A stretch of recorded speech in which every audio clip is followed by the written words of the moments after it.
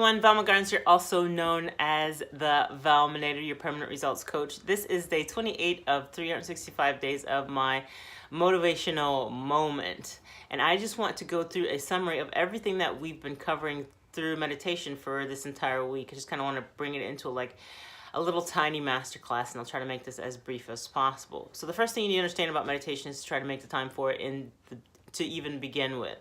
And I think it's difficult because everyone says, all you need is 5 minutes to do this, 5 minutes to do that. And it's those 5 minutes start to add up essentially.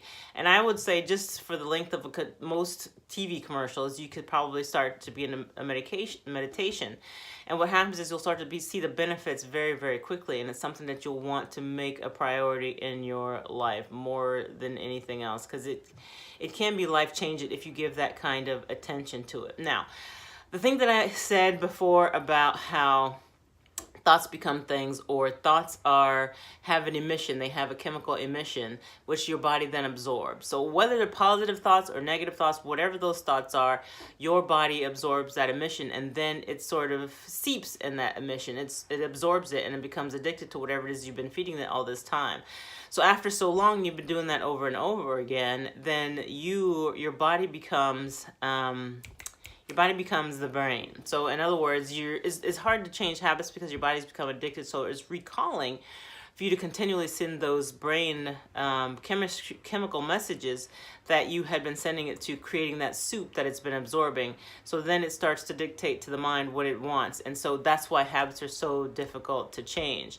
Now, I always explain to people that meditation is who you are currently and who the person that you want to be. And to try every single time you meditate, you're sort of you're integrating those two people closer and closer together until you've created a bridge that is just easy for you to walk over into the newer person that you want to be. So the problem or the challenge is to keep doing it over and over again so that you do have this interconnected bridge that's easily accessible. So once we experience an event, it becomes an emotion. We attach an emotion to that event. Then it becomes, I think it's a mood, and then a personality trait, and then we sort of accept it as someone who we are, and we just sort of fall into that. And so we just think that that it can't be changed, that that's just part of who we are. And that's really not the case, and meditation can certainly help you with that too.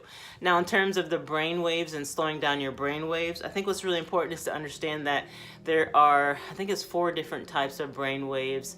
I think it's beta, alpha, theta, delta, and associated with being awake here is the yellow paperclip. You can see that's yellow. Is the yellow paperclip, and then associated with being asleep is your subconscious, essentially, because you're slowing down the brainwave. So it's beta, alpha, theta, delta, and what happens is beta and alpha. Alpha is shared in subconsciousness and subconsciousness. So alpha is that path to be able to get over into subconsciousness. So beta, alpha, the connection between the two, and then delta, theta, which is only associated with subconsciousness or close to sleeping.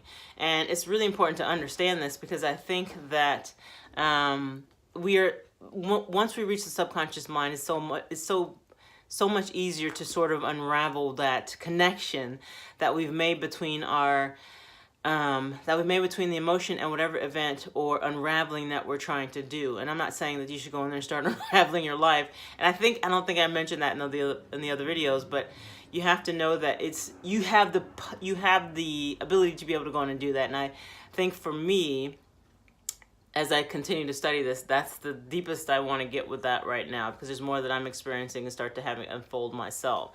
But the key is for you to hopefully do your own research, like go and search for yourself and see what's out there for you. I'm just saying that there's the keys that are here and they're sitting in front of us, and I think that we should explore, because I know with me, meditation I thought had to be something that I had to do just sitting down. And for me, I've discovered that I meditate really well in my yoga, because it's just how I do it. And I didn't realize that you could be actually moving and experiencing meditation at the same time. And I can also do it seated, but I prefer to do it like in my yoga practice, and it's made a huge difference for me. So you have to find your own thing, do your own research, and really figure it out on your own, because not everything is going to work for everyone. And I think that's the most important thing, is to go and start to explore for yourself. See what's inside your own brain. Maybe you won't be really happy with what you find, but it's so important for you to do your own thing and figure it out on your own. So don't take my word for it. Just, I can give you as much information as I possibly can, but I want you to go and try and discover things for yourself. And I think that that's really huge. I think one of the last videos I talked about was seated. I think I just mentioned it, where you don't necessarily have to be seated, but if you are going to be seated, make sure it's a comfortable sitting and that there's no distractions that are around you. And I think I had a hack of my, I had a hack of my earplugs, because that has really helped me out. Maybe it won't help you out. I don't know. I just really beg of you to try different things and see what works for you, because it's the inaction that it's not really going to do much for you. So you really have to just try. It's all I'm begging you to do, is try to start with something. I've been working at it for quite some time, and it's been life-changing for me, but I think you should really just explore and do your own research, and I think that's really, really important. I think that's it. The best times of the day to meditate usually is early in the morning and then late in the afternoon. In the middle of the day is very difficult because you are more awake than ever in the middle of the day, unless you've just had lunch and it's like 3 p.m. Maybe, I don't know. But I say early in the morning because that's when the brainwaves are still the slowest, and then late in the evening is when that chemical soup, like when your body is physically tired, is easier to meditate, because of the fact the chemical soup that you've been training your body, you know what I mean, all over and over again, it's just really tired. When you're tired, you're pretty much closer to slowing down your brain waves. And so I would say give that a whirl. If you feel like you're running out of meditation juice during the day, I would say try early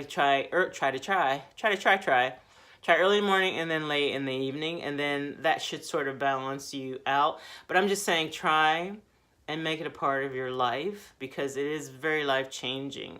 Take it seriously, because honestly, I don't think you need another drug in your life, even to take for like headache or pain or any of that kind of stuff, because it does so much for you. Okay, so that's all I'm going to say about that. So just a little bit of research. Most of my information has been coming from this guy. This is Dr. Joe Dispenza. It's called Breaking the Habit of Being Yourself.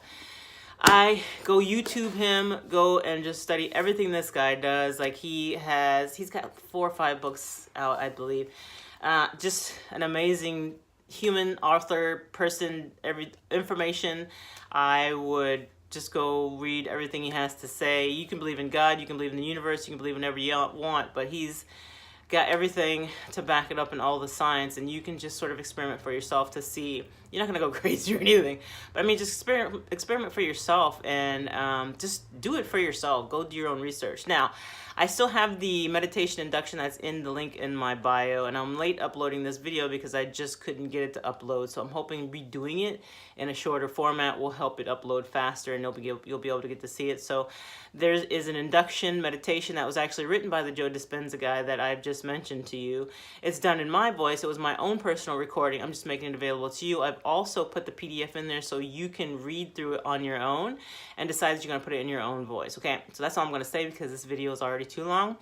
And I think that's all I have to say. There's some other books on meditation, but I'm just not going to mention that right now just for the sake of time. So I will see you tomorrow. Bye.